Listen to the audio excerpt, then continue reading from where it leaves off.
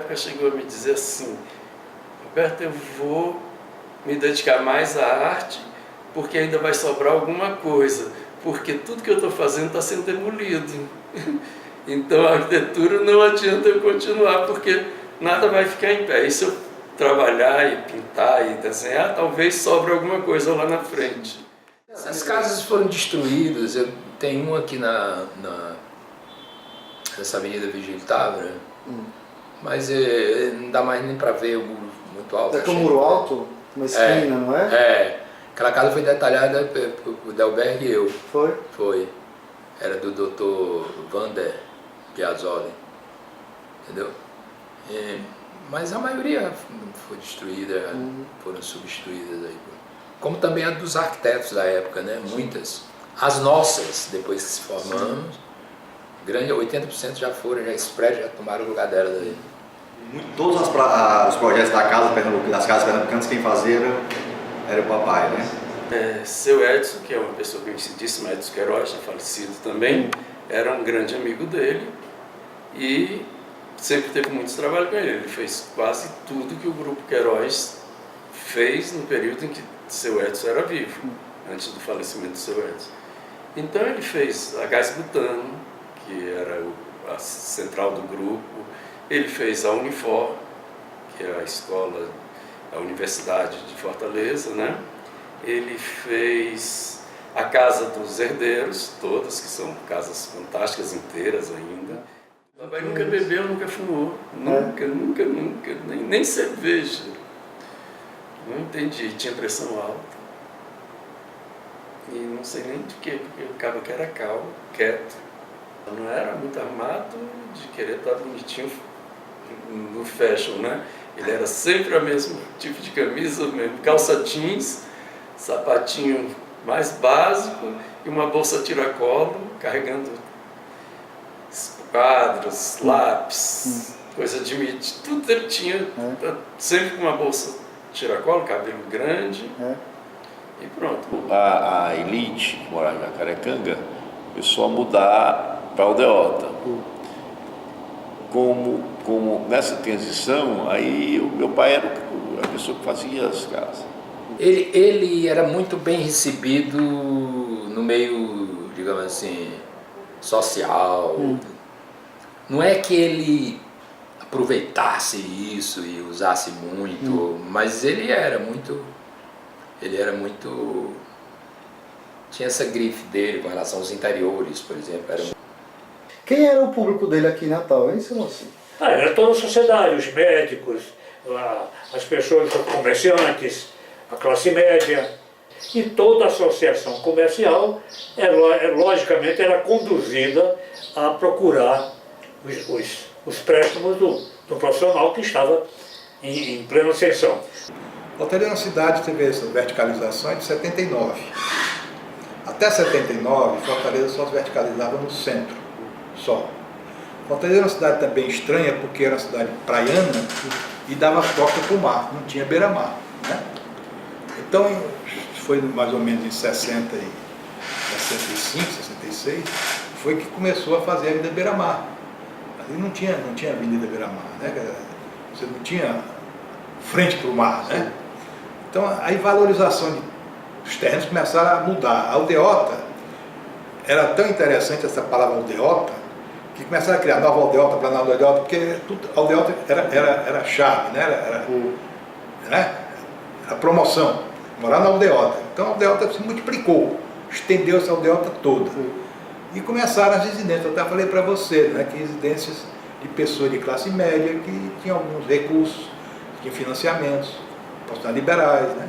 Enfim, as pessoas todas que procuravam a gente mais para residência. Tem uma profusão de residências aí muito grande. Residência média de 150 até 300 metros era muito comum a gente fazer isso, né? 300 metros era mais, mas nessa faixa aí, a aldeota estava cheia de casas. O mercado, então, para os arquitetos foi muito bom. E essa nova linguagem, o povo foi aceitando. Fomos uma vez, quando eu era muito pequeno, muito novo. Ele foi com um grande amigo dele, que é o Hans. E aí eu me lembro que a gente rodou muito lá em Natal, nessa época. Eu me lembro um menino pequeno e ele foi de carro, né? E aí ele foi em todas as casas, eu me lembro dessa história. Mas ele mostrou as casas que ele tinha feito? Me lembro de ter ido em várias casas. E de manhã ele saiu para visitar essas obras, esses projetos. De carro? De E carro. vocês foram lá? Aí o papai descia, batia na porta, eu me lembro disso aí. Ia falar com um, falar com o outro. Aí eu me lembro que o Hans falava, o Arialdo fala demais, vem Arialdo, vamos embora. Que o papai falava muito. Muito interessante, cara. Realmente na produção dos anos 50, dentro do quadro brasileiro, já no período de disseminação dessa linguagem mais modernista, mesmo que nós tivéssemos pouquíssimos cursos de arquitetura, né, em Recife sendo recém-fundado, né, final dos anos 40, a Universidade do Brasil, né, que é herdeira da Escola Nacional de Belas Artes, quer dizer, eram poucas escolas, mas esses profissionais já estavam circulando pelo Brasil, e mais importante ainda, tinha um caráter programático, né, nessas ações de fazer projeto, mas de fazer divulgação, de fazer circular conhecimento. Né? Uma figura como o Lúcio Costa chega um momento nos anos 30 que ele lança uma série de projetos que ele chama as casas sem dono, que eram casas com copyright aberto, né, com direitos autorais abertos. Você podia pegar, adaptar e fazer. Né? O processo de urbanização mais forte nos anos 50 vai ajudar a adensar Petrópolis e Tirol no momento de sucesso da arquitetura modernista. Né? Então essa área muito rica do ponto de vista de acesso, da qualidade do terreno, tipo do terreno, vai fazer com que permaneça valorizado nas décadas, permaneça não, e aumente a valorização dos anos seguintes. Né? E aqui rapidamente ele foi absolvido, aceito pela cidade, pela população local, e começou a receber encomenda de projetos, de centenas de projetos. Montou um escritóriozinho, em princípio na própria casa dele, que fica justamente nessa ruazinha que faz esquina com a casa de Osmundo Farias. Lá no fim da rua tinha umas casinhas de aluguel e ele alugou uma dessas casas. Montou onde era a garagem, ele montou uma prancheta e tal, e ali ele recebia a sua clientela e ali ele fazia seus trabalhos. Então quando eu cheguei aqui, ele já era uma figura conhecida na cidade. Rapidamente a crônica social registrou a presença dele e tal, vários cronistas falavam dele, e eu o conheci de perto porque eu era amigo de infância de um médico chamado Eudes Moura, Eudes Caldas Moura, que morreu parece que um ano atrás ou dois, e o Eudes era meu amigo de infância e convivia com o Arialdo. Eu gostava muito de arte, gostava de arquitetura, gostava de música. E então me apresentou o Arialdo, num desses encontros na casa dele. E aí eu verifiquei que Arialdo também era afeito a boa música, gostava de informação sobre arquitetura, sobre arte plástica. Tá? E, em princípio, não me pareceu que fosse destituído de uma certa convivência universitária, porque ele conhecia bem a história da arquitetura do movimento de 22.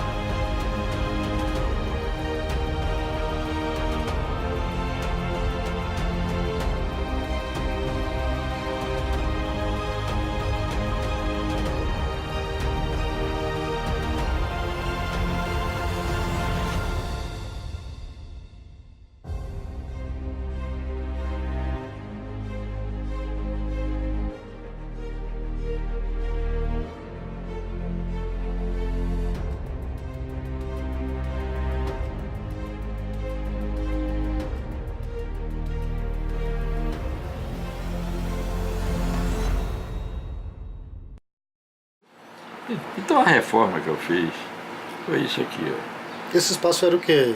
Esse espaço aqui era uma área descoberta fora, livre, terrado. Aí eu fechei isso aqui, abri o janelão aqui e ganhamos isso aqui para ser a sala de... Ela era a sala única, ela só tinha essa sala aqui. Então aqui passou a ser sala de jantar. Vocês já estavam na cozinha, era? Hein? Já estavam na cozinha? Não, quando eu casei eu já tinha feito a reforma, já era aqui. Já, né? Já, eu já casei reformado. Aí, fechei essa porta aqui, para você não ficar entrando da sala de jantar para o banheiro. Abri a porta aqui. E pequena melhoria do banheiro. Então a casa ficou assim. E aqui já com a reforma. Isso aqui, depois de subir 3 ou 4 degraus assim, aqui tem um gradil. Eu botei um gradil aqui, que tem a diferença do piso. O piso desse aqui era mais baixo do que o desse. Aqui assim fiz uma jardineira, também que tinha umas plantas aqui, nessa diferença de nível. O banheiro aqui. Depois, na outra simples reforma, transformei esse quarto de empregada na copa, onde os meninos tomavam café para ir para o colégio, etc. E o meu escritório. Essa maravilha que você vê aqui era aqui. Era copa, escritório, não sei o que. E aqui passou a ser o banheiro aqui. Nós passamos a ter 2 banheiros. Aqui. Casal, eu e os meninos vinham para cá, eu vinha para cá, a mulher e as meninas por aqui e tal. Quebrava o galho desses 2. Não tem esses luxos de hoje que cada quarto tem uma suíte, como eu tenho aqui no apartamento, esse negócio. Aqui os meninos eram 3, era no beliche. Certo, que é um beliche. E você dizia o quarto de empregado, etc. Foi construído aqui, no terreno vizinho, quarto empregado, lavanderia, não sei o que, eu construí no terreno vizinho. O terreno vizinho aqui da sua irmã? Não, era o meu. Seu. Em outra parte do lote. Esse aqui tem 13 metros e aqui tem 17 metros. A cozinha aqui era a bancada da cozinha. O fogão era aqui assim. Aqui a porta que saía da cozinha para trás. Você vê, aqui, vento sudeste, sombra e etc. Cozinha, quarto da empregada e o coisa. Aqui, a parte quente, toda as salas, os quartos, esse aqui ainda tinha. O quarto só tinha essa janela, cada um tinha uma janela, certo? Você presta atenção, esse quarto tinha aqui uma janela e a ventilação daqui, de onde vinha. Que a nossa ventilação é aqui assim. Aí eu abri uma janela aqui.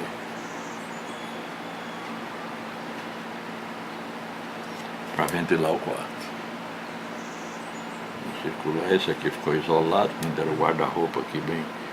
A janela era essa. Porta aqui aberta para ventilar e para fiscalizar os meninos, tudinho aqui nesses quartos. Pronto. Essa foi a minha história. Desde 1960 até 94. 34 anos aqui nessa casa. Então foi uma casa que, graças a Deus, nós fomos muito felizes, moramos 47 anos nessa casa. Ele conversou com vocês, assim, para dizer o que é que vocês queriam da casa? Como é que vocês querem? Aí nós dissemos, nós queremos uma casa de primeiro andar, que sempre ele gostou de primeiro andar.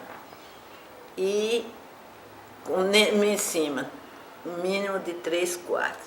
Porque o nosso, nós temos um casal de filhos, então cada um no seu quarto. E embaixo, um quarto para hóspede. Então ele fez assim, né? Botou em cima uns 3 quartos e com um banheiro só. Um banheiro só. E embaixo, um banheiro também. Quer dizer, era lavabo e também servia para o hóspede dali. E esse laguinho, muita gente caiu nele. Era beleza. Dava muita graça. Mas aí nós fechamos quando fomos mudar o piso do terraço, de tanto povo cair dentro. E a pessoa, às vezes, dizia, olha o lago, olha aí, eu vivi outra vida. Aí você chegava bem animado, bufo dentro, todo de roupa. Dificilmente a gente usava essa sala. Aí dizia assim, menina, essa sala é só de como fazer com de almoço, porque... Mas é que o povo preferia, mais ventilado e tudo. Outra coisa, um defeito, se você abrisse tudo, derrubava tudo. Se fechasse, ficava. Às vezes eu deixava a porta aberta para quem quisesse entrar por aí, ou ia ao sanitário, uma coisa que tinha, eu lavava, né? Mas era assim, só homem, raramente a mulher ia. Às vezes quando ia era melhor para mim, porque eu tenho que conversar, mas geralmente era só eles. Agora, isso aqui era todo de pedra, essas pedras foram dadas de presente por Teodorico Bezerra, da fazenda dele. Ele trouxe, era muito bonito e chamava atenção porque era cor-de-rosa e brilhava, entendeu? De noite ela tinha um brilho. Então ele fez era um terraço enorme e em cima desse terraço eram os quartos, todos os quartos. E todos os quartos ficavam aqui. Então ele tinha aquela fachada assim e ficavam os quartos aqui, eram 3 quartos. E atrás, naquele tempo não existia, como hoje, que é muito melhor, o banheiro. Então aqui, esse muro ele não era quadradão, esse muro que separa da outra casa, ele fazia um pouco a curva e eu acho que exatamente onde tem essa coluna, onde ele fazia essa curva é onde eu acho que tinha as pedrinhas. Não tinha esse muro, esse portão, nem tinha essa parede dividindo, ele era todo inteiro e ia até o final do terreno inteiro. Aí aqui, nesse meio, era que em cima dessa plaquinha, onde tem 637, tinha 2 janelas, porque atrás é justamente onde estava a escada. E nessa parede é onde tinha uma parede toda de quartzo rosa, exatamente aí. Era uma faixa, que eu acho que vinha dessa pilastra, talvez um pouco mais para a direita, até onde estão os números. E aí onde tem essa porta, esse portão horroroso, branco, isso daí era parede, ele não tinha nada disso, tinha janelas com vidro, que era onde era o quarto. E onde tinha aquele portão ali, azul, aquilo era a entrada do beco, era um portão de ferro mesmo, normal. Em cima? Aí em cima, o lado direito é exatamente igual, e o lado esquerdo não era fechado por esses comungóis horrorosos. E esse muro branco, né, que aí é um terraço, esse muro branco é que era de comungó, né? Então, essa parte de baixo? A parte de baixo é que era de comungó. Então quem estava aqui, no caso, viria as pernas da gente, digamos assim, e esses comungó para cima não existia, era tudo vazado. E aqueles janelões ali, que a gente vê aqueles buracos, aquilo dali é no forro da casa. Aquilo dali a gente não vê por dentro de casa, é no forro. Foi aquilo que eu lhe disse que me chamava a atenção, porque o forro dessa casa era muito alto, que cabia um adulto quase em pé. Pronto, eu acho que daqui. A outra coisa era o muro, que era um muro muito largo, né? Devia ter uns 40, 50 centímetros, e que ele era em moldura e dentro era todo de quartzo rosa. Que foi o que o uruguaio derrubou e carregou. E esse quartzo rosa era para a rua? Era para a rua, todo voltado para a rua. Essa casa foi construída em 1956, durou 1 ano a construção, viemos morar em 57 aqui, e a casa era diferente para a época, por ser uma casa de fazenda. Então tem esses brizes aí que o mestre de obras disse que deu muito trabalho para construir,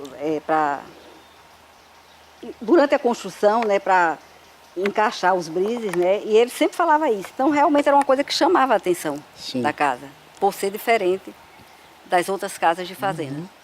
Moramos aqui durante de 57 a 64, né? Moramos direto aqui, depois fomos morar em Natal e vínhamos sempre aqui na época das férias. Passávamos 4 meses aqui. Agora, meu pai morou a vida inteira aqui. Ele ia final de semana para Natal e durante as férias ele ficava aqui, nós vínhamos. Então a casa realmente sempre foi frequentada pela família.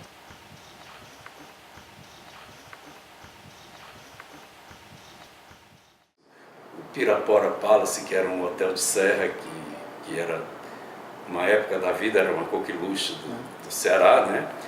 Papai produziu muito cenário de teatro, muito. Aqui, então, ele trabalhou a vida toda fazendo teatro. Papai foi amigo de Bandeira. É? Maneiro. Sim. Foi amigo de frequentar lá em casa. Ele fez Casas Pernambucana, era famosa no Nordeste, Norte e Nordeste do Brasil, era a maior cadeia de lojas de magazine, né? Todas as Casas Pernambucanas Norte e Nordeste do país. E ele fazia também banco, ele fez muita sede de banco, mas muitos. O Elcio chega lá na casa, o papai chegou e conversando com ele, hein? Uma hora lá ele pergunta, não era dinheiro, a preocupação não era dinheiro, eu queria que ele fosse. Aí conheceu, aí depois foram dar uma olhada nas casas, não sei o que, aí ele convidou na mesma hora, eu me lembro bem que eles eram um dia de terça-feira, ou um dia de segunda-feira, aí disse, não, mas você tem que ir embora essa semana, não sei o que. E nós fomos embora rapidamente, acho que uma semana depois a gente chegou no Ceará. Ele fazia às vezes as pessoas e depois, quando aparece a Sudene, essas pessoas eram as pessoas que tinham Sudene, aí começaram a fazer as fábricas. E aí procuravam ele para fazer as fábricas também. Aí ele fez muita fábrica. Fez fábrica de roupa, fez tudo que é de fábrica, os Queiroz, de tudo que existia ele fez. E inclusive das empresas que vinham de fora. E gostaria até que também se registrasse até a contribuição do próprio Arialdo. A contribuição também foi importante, porque ele, naquele momento, ele contribuía com uma arquitetura verdadeira. Quer dizer, não era essa coisa que a gente vê por aí que podia até ser um mau exemplo, né? Não, ele estava dentro de uma conduta absolutamente correta, né? Do entendimento da arquitetura, né? Ele teve a oportunidade de projetar casas das pessoas mais importantes da cidade. Tinha ruas aqui, avenidas, tinha 2, 3, 4 casas feitas pelo Arialdo. Tem casas ainda, projetos de 59, 58, que ainda estão em pé e que tem um desenho. Se eu não te mostrar, você vai dizer que é uma casa com 10 anos de construção. Já usava vidro Ray-Ban nas fachadas que tinham necessidade de uma proteção. Sol. Quer dizer, uma pessoa muito... E teve uma grande abertura para ele na parte comercial.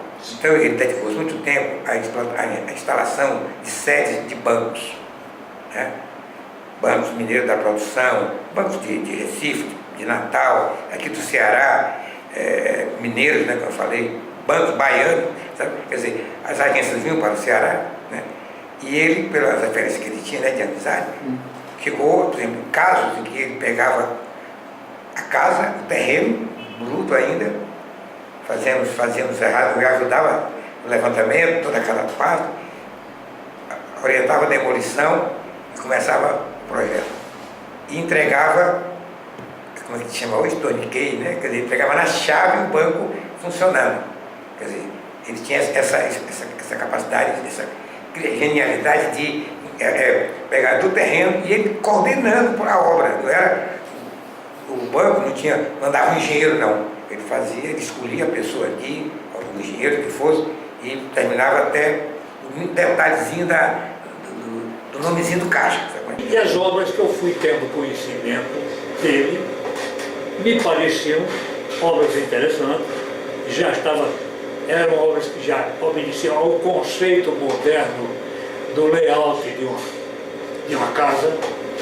Já não tinha mais banheiro no fundo do quintal, já era dentro de casa, já tinha um zoneamento, dormitório de um lado, sala do outro, já tinha a filosofia da abertura visual para o pátio interno, enfim, tudo que eu trazia da minha bagagem da convivência com a arquitetura do Rio de Janeiro, ele já estava praticando aqui. Eu morava num prédio que hoje é um exemplo, o Alberto é louco por esse prédio. Quando você está na Praia de Iracema, você vê uma série de prédios novos. Aí você lê um prédio todo coberto de carvão.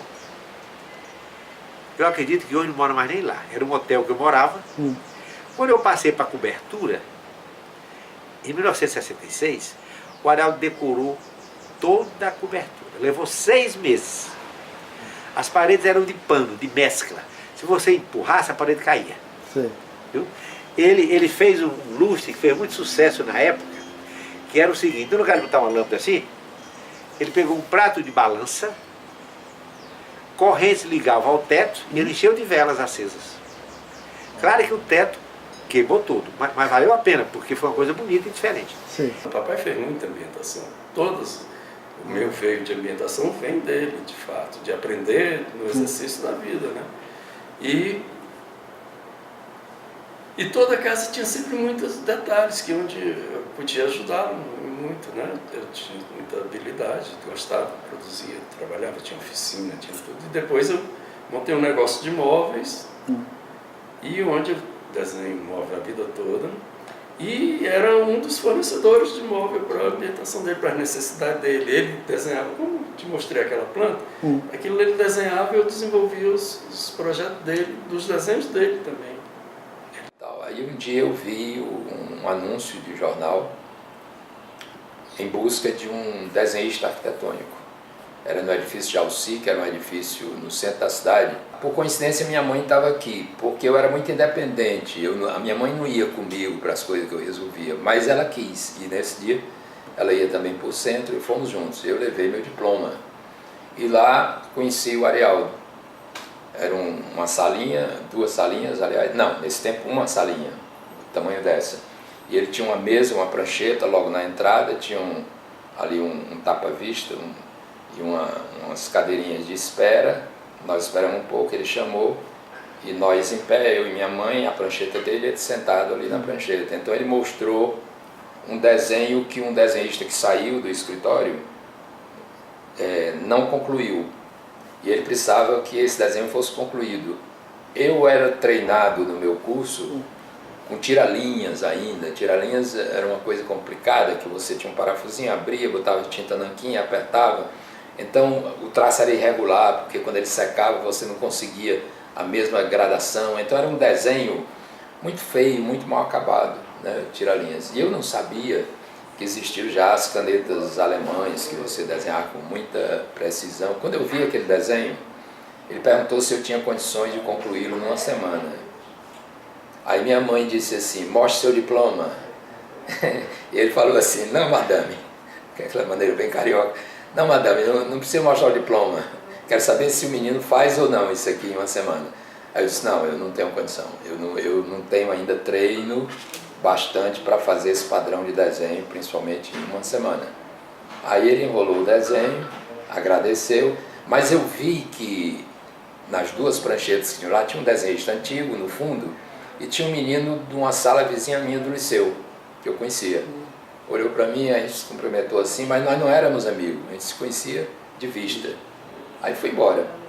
Fui embora depois, mas eu fiquei tão louco por essa história, porque quando eu vi aquela biblioteca que ele tinha, do tamanho dessa mais ou menos, mas ali tinha Picasso, tinha Van Gogh, tinha coisas que eu só conseguia ver na revista Seleções. A biblioteca pública daqui era muito ruim, os livros eram velhos, e eu era louco pelas informações sobre pintura, sobre arquitetura, e as revistas. Eu vi que o cara tinha tudo ali, sabe? Então eu fiquei louco por aquele lugar, louco mesmo. Não me conformei com isso. E aí, no liceu, um dia cruzei com este cara, que é o Delberg Ponce de Leon, que até hoje é um dos meus parceiros. Aí mandou me chamar. E eu fui, levei meus desenhos. A partir daí, acho que ficamos lá uns 4 anos. Ou, talvez, eu não sei bem, é uma coisa meio fugidia. Mas eu ainda estudava no liceu. Eu estava no final ainda do científico. Fui estudar à noite, porque passei a trabalhar de dia. E com pouco tempo a gente já estava com um salário semanal excelente, com um rapazinho, assim, dava para viver bem, ajudava na casa que eu vivia, as pessoas da casa davam uma mensalidade, e podia fazer minhas farras, enfim. E ia domingo para o escritório só para olhar livros e revistas, ficar lá, ficava até de tarde.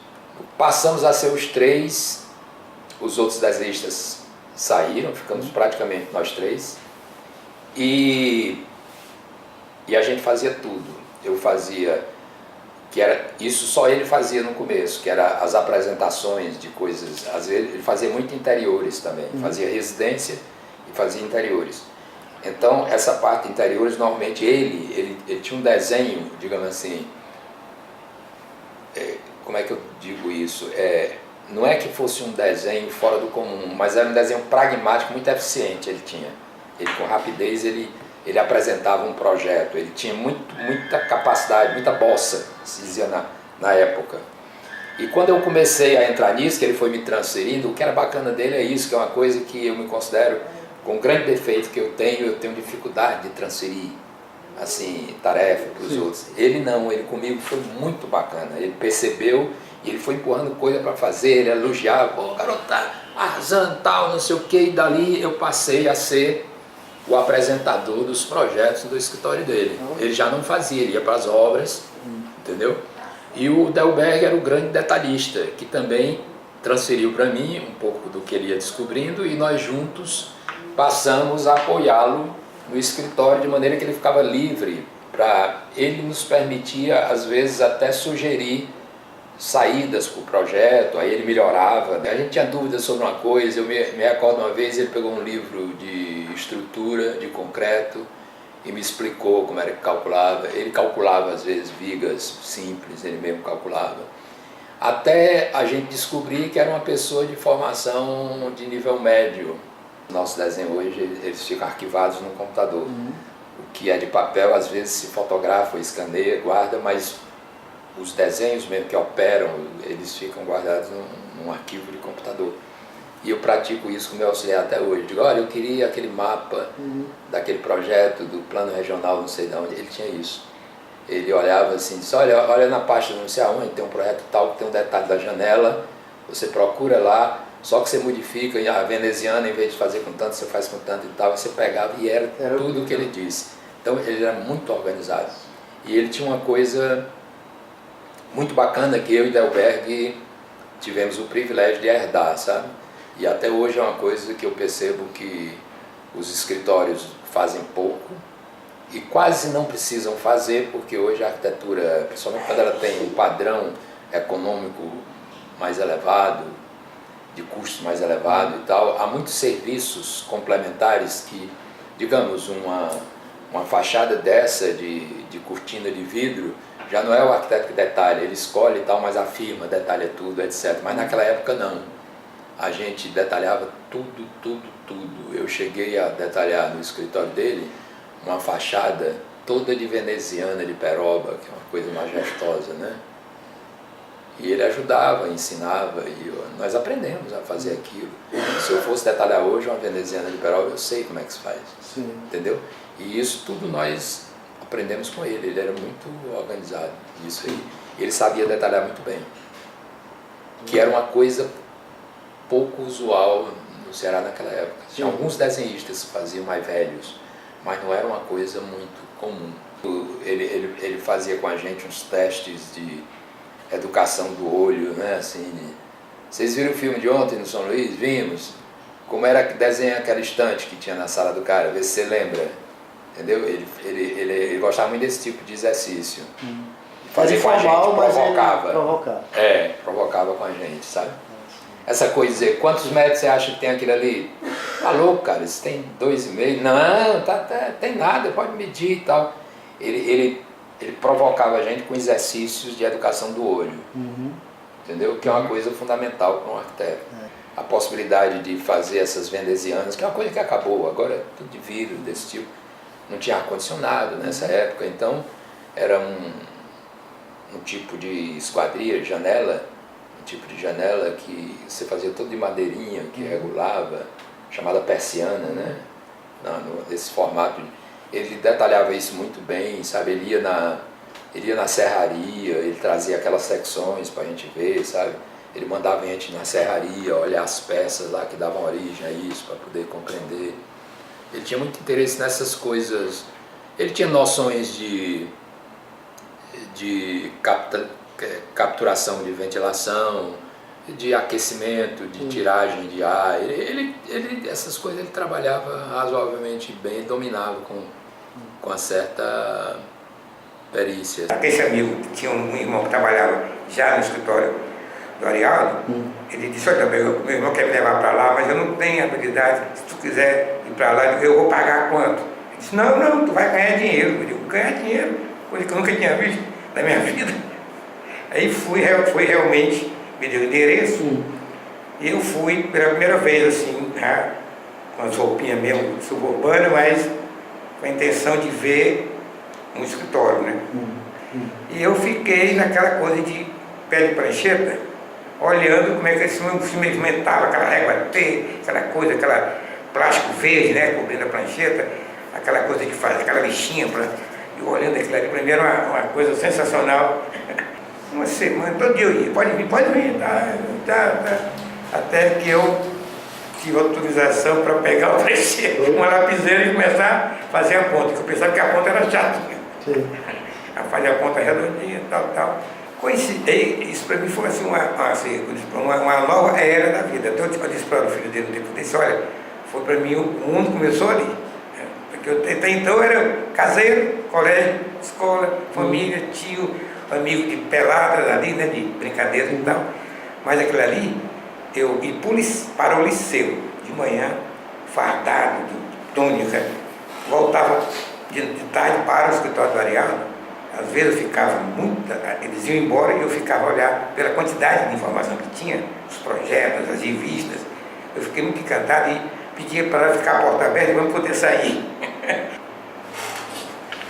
Vai fotografar melhor, eu vou mostrar aqui, eu estou ansioso para mostrar. Está pegando aí? Tá. Esse é o senhor? Era o último da fila. Isso por volta de 1962, 61 ainda, 62, coisa assim. Muitos dos procedimentos nossos, profissionais, hoje, aqui nessa mesa, o Fausto também, que você teve a oportunidade de entrevistar, foi originário dele, foi um ensinamento dele.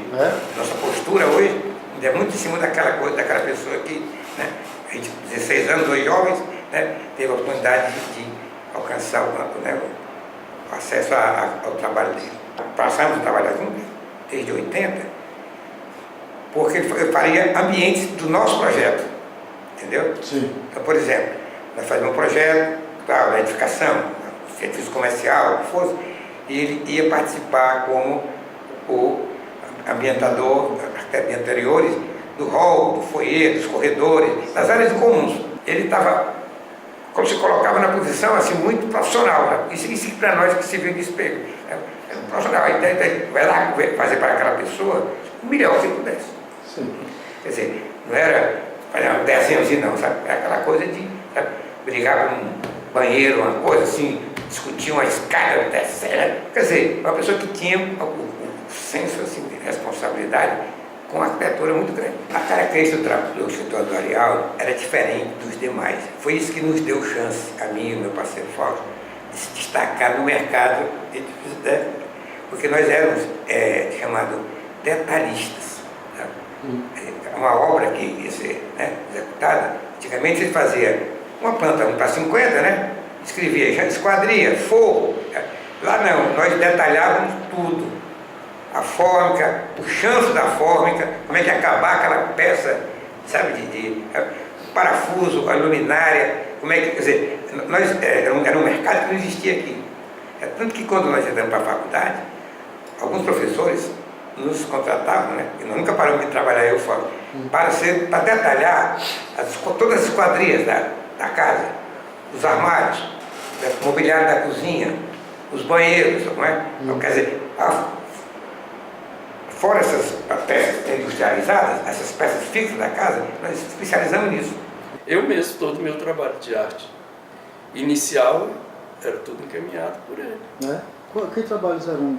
Eu comecei com 15 anos fazendo talhas, que na época também tinha o quê de fazer talha na coisa das... E fiz muito trabalho, fiz muitas portas, eu pintei muita piscina, fundos de azulejo, aquelas piscinas todas desenhadas, pintadas, que também teve uma época que foi muito moda.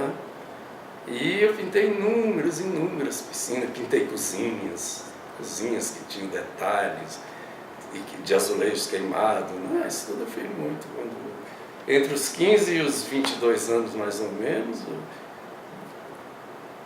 eu já ganhava o suficiente para... Eu tinha um apartamentozinho que eu mantinha, onde era meu ateliê. Eu morava com minha mãe, logicamente, e era próximo, 5 quadras de distância, mas o meu apartamento era onde eu tinha meu estúdio, meu trabalho, tudo que eu mantinha. Eu tinha carro cedo comprado já para o trabalho, tudo pela produção de arte, meu pai mesmo que utilizava nos projetos dele, né? Eu desenvolvi os projetos dele, dos desenhos dele também. Sim. Ele desenhou muito móvel também. Sim. Ele trabalhou na Oca desenhando móvel, produzindo móvel, que são os clássicos da linha da Oca. Quando meu pai fazia feira, eu fazia os estandes das feiras. Eu tinha 14, 15 anos. Aí ele contratava, me subcontratava para eu fazer os estandes. Aí eu fazia os estandes, todos os estandes das feiras. Ele fazia o projeto, fazia a negociação e me subcontratava para eu fazer. Aí eu montava e entregava ele pronto. Não vou dizer que o Arialdo, pela sua própria formação, pudesse ser digamos assim, um arquiteto de cidade, porque ele não tinha essa formação, digamos assim, teórica, mas residência ele resolvia muito bem, com muita, entendeu? Residências e interiores, de um modo geral, ele fazia isso com bastante desenvoltura e com capacidade. Ele é um arquiteto de fato, talvez não de direito, mas ele é um arquiteto de fato. O papai, ele era parecido com um militar na situação de trabalho dele. Ele calculava pontes para empresas que na época construíam estradas. Ele atingia, na verdade ele só atingia quem ele queria, né? Eu sei que ele era muito perseguido pelos arquitetos, porque ele fazia projeto e ele até fica sócio de uma, não sei como, não me lembro mais o nome dele. Jorge Neves? Jorge Neves. E ele fica sócio para o Jorge assinar, né? Porque eram os dois era um professor da universidade. Ele teve 2 processos contra ele na época, mas não deu em nada. Sim. Era porque disseram que o cartão dele tinha nome arquiteto. Aí provou que o cartão qualquer um fazia em qualquer gráfica, nome arquiteto. O outro processo eu não sei, mas os dois, os 2 processos ele foi vencedor dos 2 processos. E tinha muitas boas relações com todo mundo. Ele nunca vi ele falar em inimigo. Mesmo os caras da arquitetura, esse cara porque ficou lá atrás de besteira. Ele nunca levou assim como uma coisa pessoal. No final, por exemplo, ele estava enfrentando muita concorrência, porque com o surgimento da escola de arquitetura, surgiram uma leva de arquitetos, entendeu? Então, ele não estava mais com aquela força de quando ele chegou. Ele era um cara muito inteligente, muito hábil, tinha muita gente que gostava dessa parceria, arquitetos, né? Sim. Gostava dessa parceria com ele. E ao mesmo tempo isso era uma maneira de viabilizar a parte, digamos, formal da coisa. A grande produção de Fortaleza realmente não era de arquitetos, não tinha arquitetos praticamente. Né? Era de quem?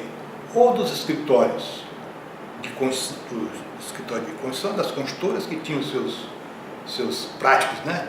E os seus engenheiros projetando, ou era realmente práticos, né? Que projetavam com a chancela de um engenheiro para assinar os projetos. Isso era muito comum aqui em Fortaleza. Quer dizer, era a grande produção. Os arquitetos começaram a trabalhar nesse período. 50 é o ano realmente que começam os arquitetos a chegarem em Fortaleza. Os arquitetos formados fora, né? Então, quando eu cheguei, já tinha realmente alguns expoentes, já tinha algumas pessoas já despontando como algumas expressões. Um deles era que você se referiu, né, que era o Arialdo Pinho e o Ernesto Botelho. Eram os 2 arquitetos mais requisitados na cidade, né, assim, como arquitetos, né, como trabalho de arquitetura. E outros também, todos nós começamos a trabalhar, desenvolver nossas atividades, outros trabalharam em outra área, mas esses eram mais visíveis. Pela mídia, aquela coisa toda, né? Trabalhavam muito nisso. A nossa arquitetura aqui desse período era muito de cópia, né? Quer dizer, eram práticos que copiavam projetos, né? Quer dizer, até mesmo tinha revistas né? Tinha chamadas sugestões, né? Que você copiava aquilo, fazia uma casa de acordo com a revista. Não tinha realmente o trabalho que se faz hoje, né? Quando um arquiteto vai desenvolver um projeto. Formei em 59, 60, vindo 59, 60 eu estava aqui. Então eu cheguei em Fortaleza, os primeiros meses foi dentro da universidade, né? Trabalhando só na universidade, depois comecei a trabalhar. Aí foi que eu vi realmente que os dois arquitetos mais visíveis, falei visíveis, eram os que tinham melhores trabalhos, os mais visíveis. Eram os dois, era o Enéas Botelho, que era formado no Rio de Janeiro, e o Arialdo Pinho, o nome dele surgia assim.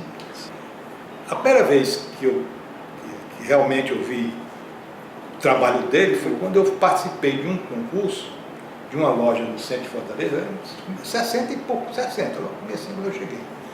Fazer uma loja no centro e eu participei de um concurso, 60 e no fim, meio de 60, para lá. Uma loja no centro e eu ganhei o concurso. E ele estava no meio do concurso.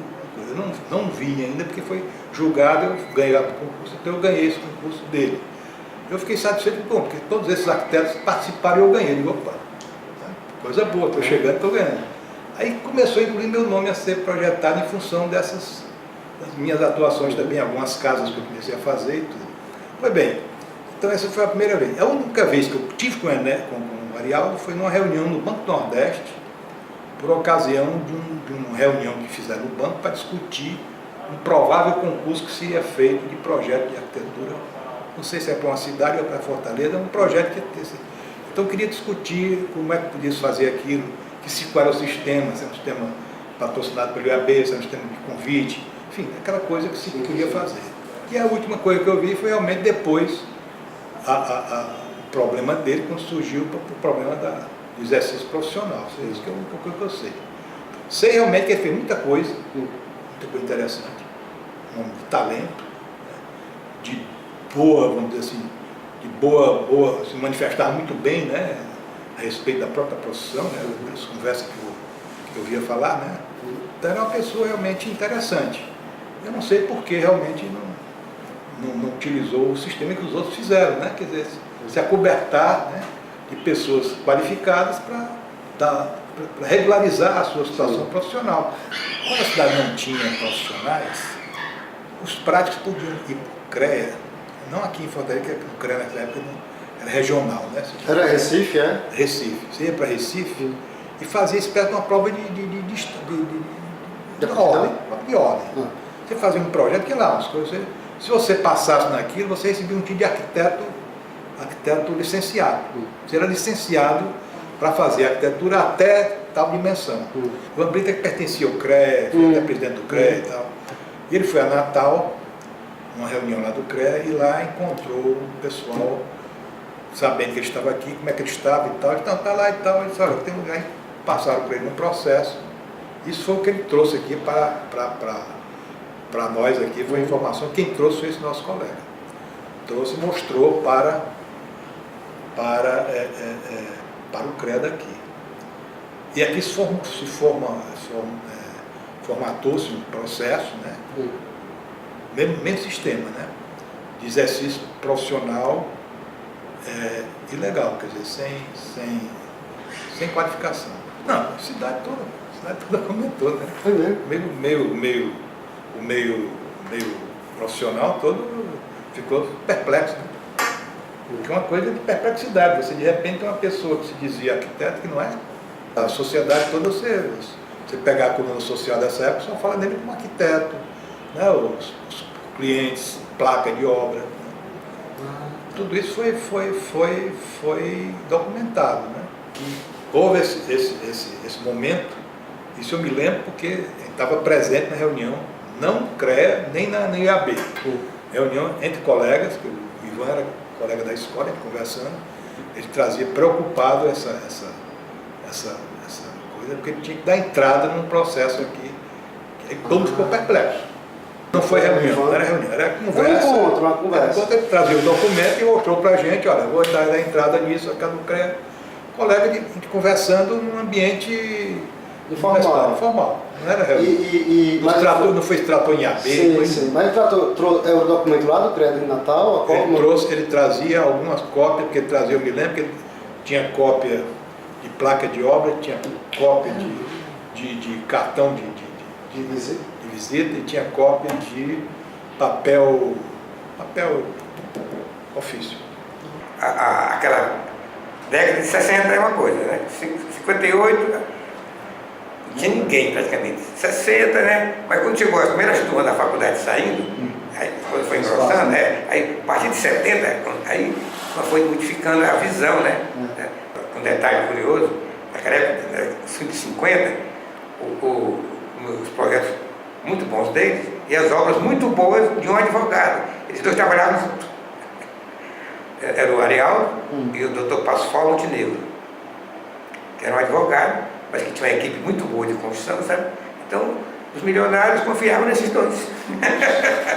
Entendeu? Quer dizer, nem os dois, mas tinham pessoas que possivelmente davam a cobertura para legalizar o projeto e a obra. Mas a Janete Costa, esposa do Castro de Bossói, teve várias oportunidades de trabalho com ele, principalmente, o Hotel Savaná, o Hotel São Pedro, e algumas residências também que ela fazia, né, móveis, né, internacionais e tal, a iluminação. O Geraldo Borges, que é o arquiteto pernambucano, que ele fez complexo de lazer lá no Maranguape, vários prédios de apartamento e um complexo de restaurante e tal, está abandonado lá. O Marcílio Dias de Luna, ele faleceu, mas é uma pessoa que era professor da faculdade, tem muita parceria com ele. Mesmo antes da faculdade, o Marcílio estava aqui, estava lá no Denox, e fazia essas coisas com o Liberal, ou com o Arial. O Joaquim Rodrigues, que era um arquiteto, um engenheiro do menino, do Zé Alci, mas parceria com ele em muitas outras coisas. E Jorge Neves foi, talvez, assim, um dos últimos parceiros dele nessa área. Quando eu cheguei em Natal, após a conclusão do meu curso de arquitetura, em julho de 55, chegando aqui, eu tive conhecimento que já tinha um arquiteto aqui em Natal, muito prestigiado, amigo do governador Silvio Pedrosa. Inclusive, fazia, como eu cheguei aqui algumas vezes, palestras para o Lions Club, para o Rotary Club, em reuniões, jantares formais da instituição, convidavam, ele caiu na moda. Trocado de miúdo, ele virou a moda em Natal. E era convidado para fazer palestras sobre o tema arquitetura, com muita propriedade, com muito discernimento, o que tornava o diploma irrelevante diante do comportamento dele. Eu cheguei e comecei a fazer, em parte, uma concorrência com ele, e em outra parte, uma parceria com ele. Certo? Passamos a ser parceiros em alguns projetos, e outros eu fazia isoladamente, ou ele fazia isoladamente. Veja bem, eu tinha um escritório com o Daniel. Eu não era associado a Pinho. Ele tinha o escritório dele, eu tinha o meu escritório com o Daniel, e quando nós fazíamos um trabalho de parceria, a gente se juntava, ou ia num ou no outro. É o trabalho de parceria em arquitetura, pelo menos no meu método de fazer, e ele concordava comigo. Seguinte, qual é o tema? É a casa de seu fulano e tal. Terreno, tanto portanto, o programa é tantos quartos, a sala de música, a sala disso, Aí ele levava para a prancheta dele aquelas informações e começava a riscar. Eu levava para a minha prancheta, começava a riscar. Daniel levava para dele e começava a riscar. No dia tal a gente se juntava numa mesa, vamos analisar os projetos. Projeto A, projeto B, projeto C. Não tem nome nem tem autor, certo? Aqui o grupo de 3 vai dizer qual é o melhor projeto dos 3. Porque se você fizer uma parceria de arquitetos, ou de autor de novela, ou de autor do samba, com nomes específicos, vira samba do crioulo doido. Todo arquiteto, todo artista tem sua vaidade. Todos nós achamos que somos o melhor. Então eu aprendi a trabalhar em equipe o seguinte: eu vou entrar na sala para discutir um projeto, eu não sou o melhor, eu sou ninguém, mas trago uma proposta. Eu tenho que ter honestidade comigo mesmo de não torcer meu pensamento em função de uma vantagem. Aí eu analisava e tal, aí faziam-se perguntas reciprocamente.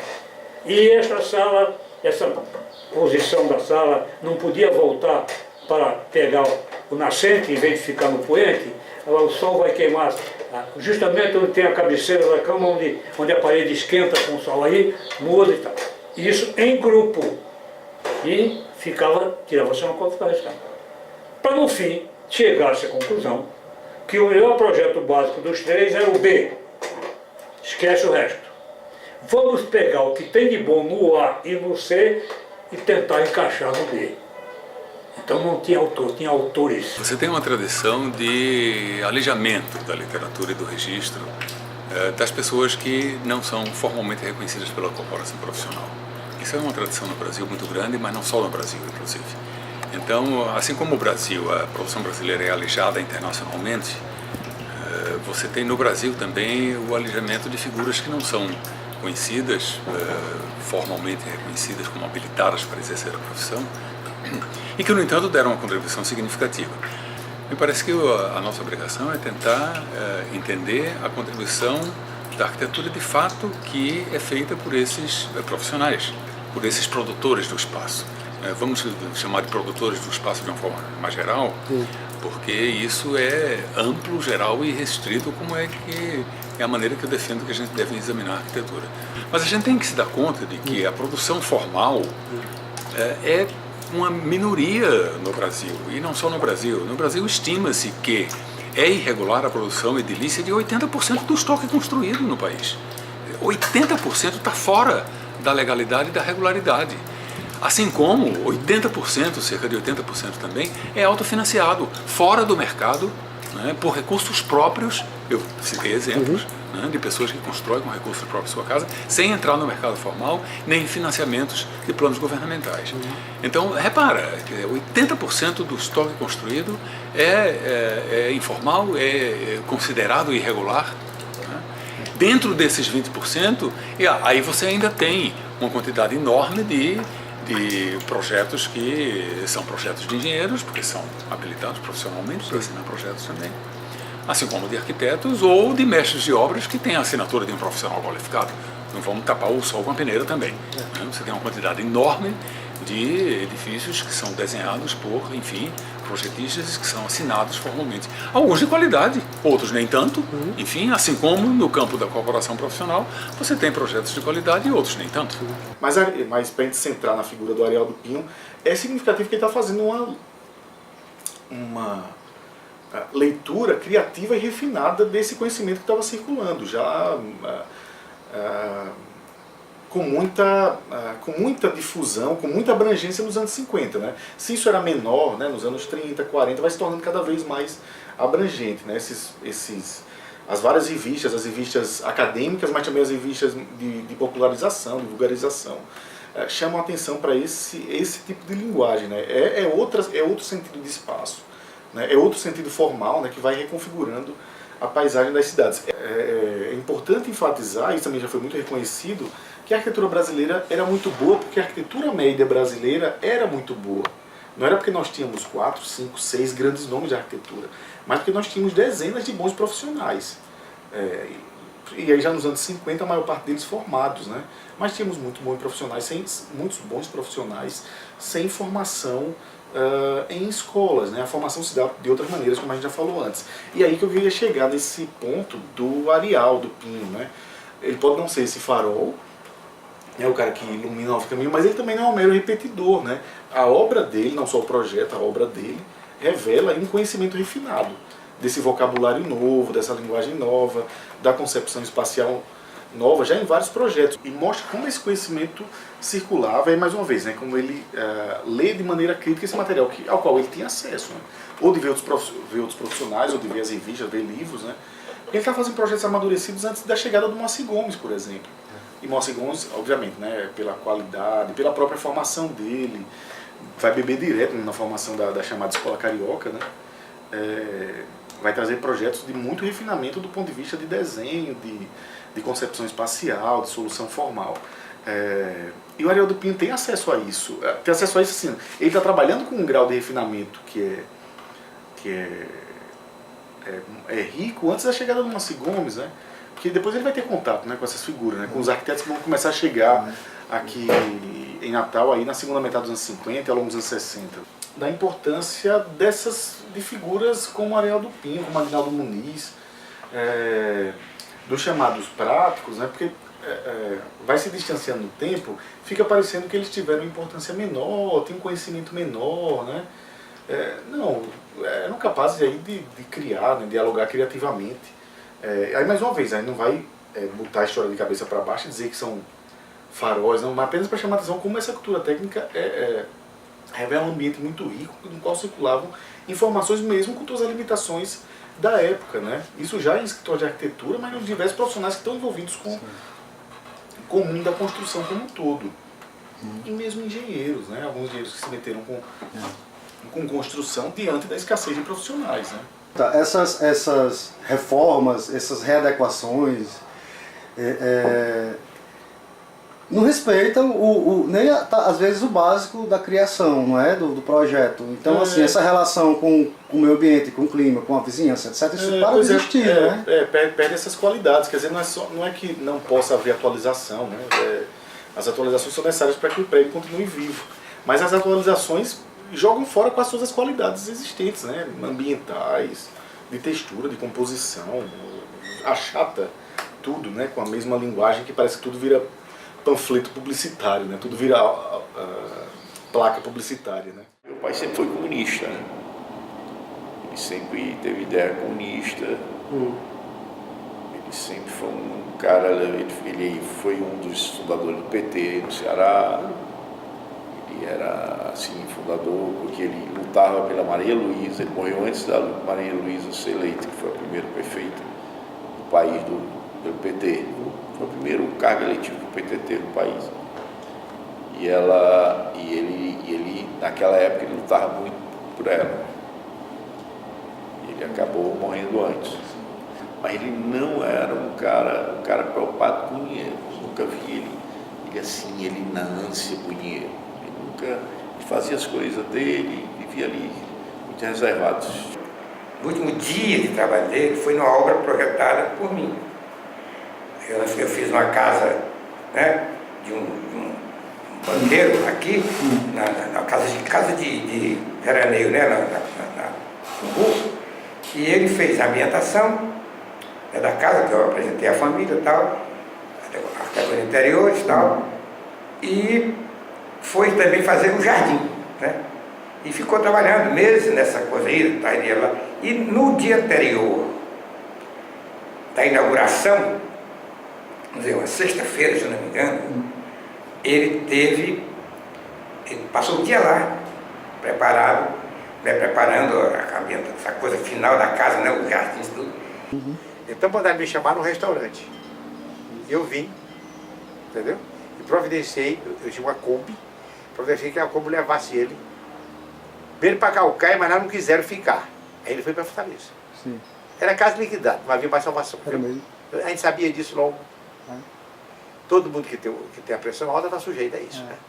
Teve um derrame cerebral.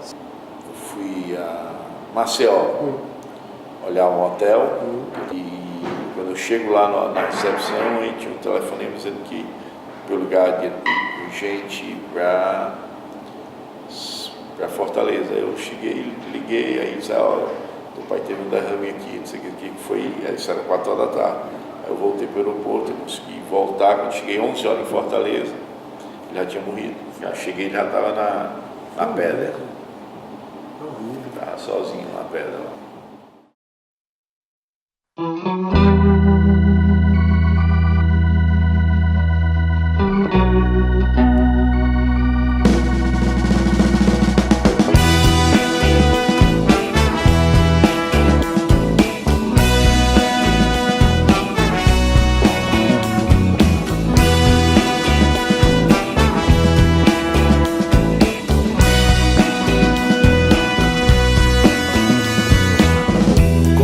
fazer contato com você. Você menina ET do olhar azul. Vou tatuar o Cruzeiro do Sul no céu da minha boca pra orientar tua língua. Ligo às 5 da manhã, que é hora que os vampiros vão dormir. Vamos sair no disco por aí, pra longe desse sistema solar. Galáxias tenho pra te dar, estrelas de papel de seda pra embrulhar.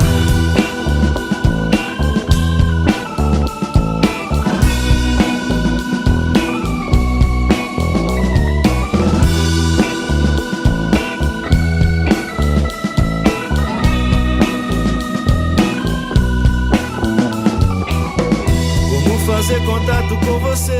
Você menina ET do olhar azul. Vou tatuar o Cruzeiro do